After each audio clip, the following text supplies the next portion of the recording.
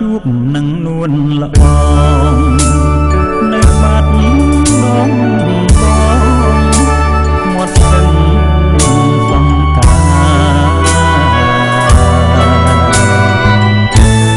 យើងទាំងពីរនាក់សច្ចាស្មុតស្មាក្រោមដួងព្រះខែរះពេញបរមីរៀមលូកដៃអោបក្រសោបកាយអូនព្រាត្រីស្ងាត់អូនដោយស្នាភាំងព្រៃ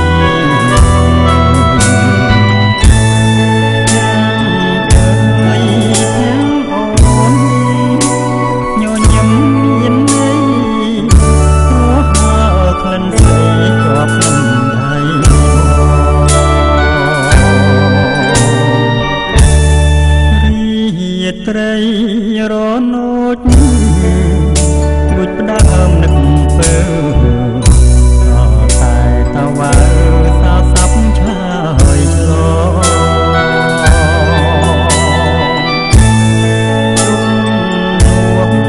សៀងអូនដើរក្នុងសាសងនៅបាត់ដំបងមាត់ស្ទឹងសង្ខា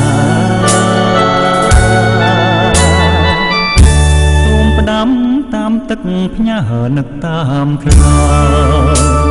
អោយឆោមនេះមកវិលមករកស្នា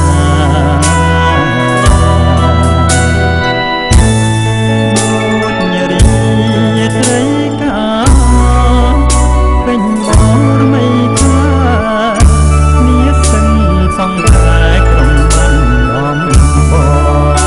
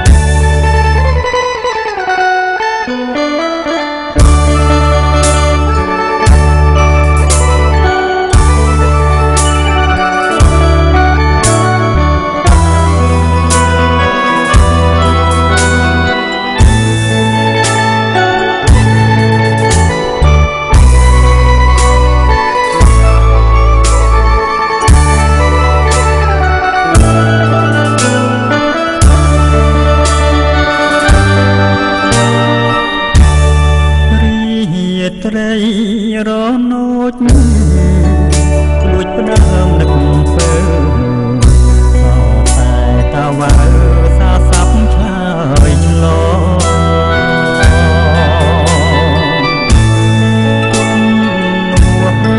សៀងអូនដើរក្នុងសាសងនៅបាត់ដំបងមាត់ស្ទឹងសង្ខា